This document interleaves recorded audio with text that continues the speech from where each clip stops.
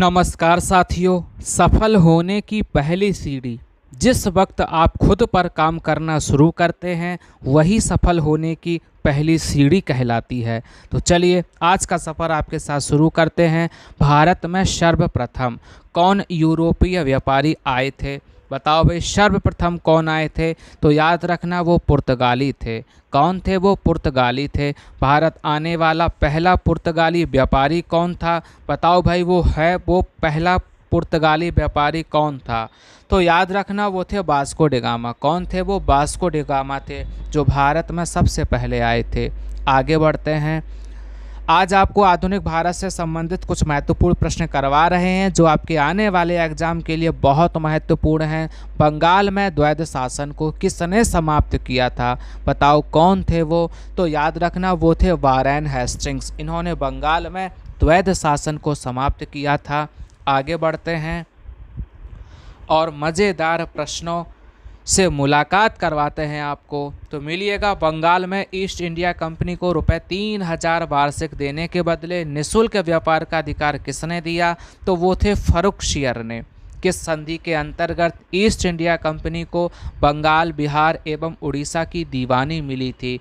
तो याद रखना वो है इलाहाबाद की प्रथम संधि, जो 1765 में हुई थी। कब हुई थी? 1765 में। सहायक संधि किसने लागू की थी?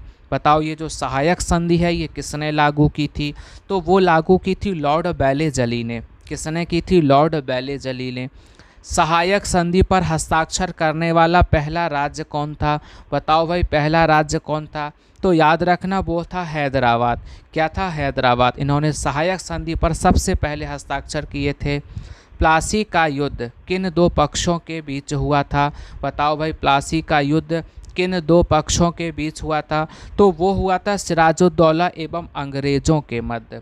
ठीक है, सिराजुद्दौला एवं अंग्रेज़ों के मध्य। बक्सर की लड़ाई में मीर कासिम का साथ किसने दिया था? बताओ भाई, बक्सर की लड़ाई में मीर कासिम का साथ किसने दिया था?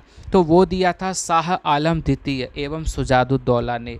जेम्स प्रथम का राजदूत जो जहांगीर के दरबार में आया, बताओ वो कौन था? तो सर टॉमस रे थे। वो कौन थे? वो सर टॉमस रे थे। आगे बढ़ते हैं। कोलकाता नगर की नींव किसने रखी थी? बताओ, कोलकाता नगर की नींव किसने रखी थी? तो वो थे जॉब चारनाक। इन्होंने कोलकाता नगर की नींव रखी थी। आगे बढ़ते हैं। पुर्तगालियों ने बीजापुर के शासक यूसुफ आदिल शाह से गोवा कब छीना था? तो वो समय था 1510 का, जब इन्होंने गोवा को छीना था। आगे बढ़ते हैं। कौन विदेशी आक्रमणकारी भारत से कोहिनूर हीरा तथा मयूर सिंहासन उठा ले गए थे? तो इनके बारे में तो अच्छे से याद रखना, ये थे नादिर शाह। कौन है ये? नादिर शाह हैं। भारत में आने वाले यूरोपीय व्यापारियों का क्रम, बताओ भाई क्रम क्या है आने वाले यूरोपीय व्यापारियों का? तो सबसे पहले पुर्तगाली आए हैं, फिर डच आए हैं, फिर अंग्रेज आए हैं, सबसे बाद में फ्रांसीसी आए हैं। बॉडीवास का युद्ध किसके मध्य हुआ था? बताओ भाई, बांडीवास का युद्ध किसके मध्य हुआ था? तो अंग्रेज और फ्रांसीसी के मध्य हुआ था। अंग्रेज और फ्रांसीसी के मध्य। प्रारंभ में यूरोपीय व्यापारियों की सूची किसके व्यापार में अधिक थी? बताओ भाई, किसके व्यापार में अधिक थी? तो मसाले के व्यापार में अधिक थी। याद रखना। कोलकाता में उच्च न्यायालय की स्थापना कब हुई थी? ये भी प्रश्न बहुत महत्वपूर्ण है, इसको भी अच्छे से याद रखना। तो वो सन था 1774 में। 1774 में कोलकाता में उच्च न्यायालय की स्थापना हुई थी। सती प्रथा को समाप्त करने का श्रेय किस गवर्नर जनरल को प्राप्त है? तो वो हैं लॉर्ड विलियम बेंटिक। इन्होंने सती प्रथा को समाप्त किया है। आगे बढ़ते हैं। समाचार पत्रों से प्रतिबंध हटाने का श्रेय किसे है? तो वो प्रतिबंध हटाया है चार्ल्स मैटकॉफ ने। किसने हटाया? चार्ल्स मैटकॉफ ने। आगे बढ़ते हैं।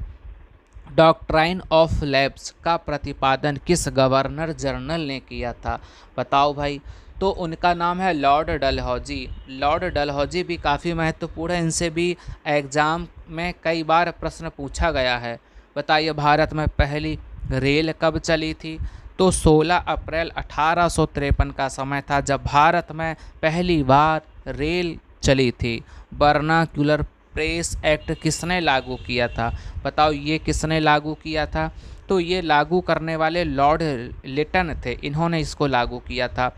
इल्बर्ट बिल विवाद का संबंध किस वायसराय से है? बताओ भाई किस वायसराय से है?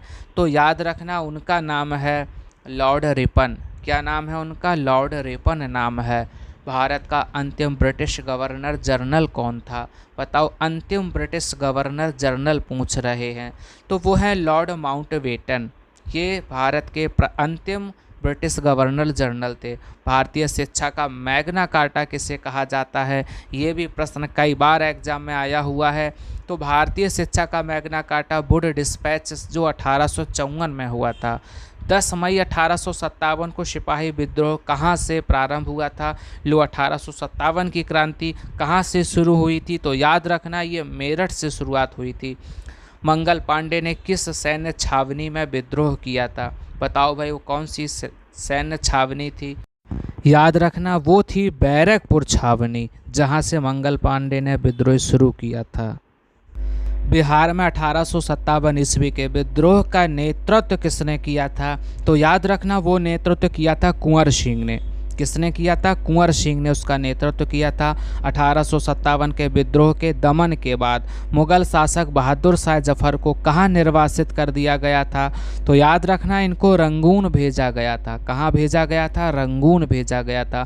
बंकिम चंद्र चटर्जी द्वारा रचित आनंद मठ का संबंध किस विद्रोह से है? तो वो सन्यासी विद्रोह से संबंध है। चलिए आप सभी का बहुत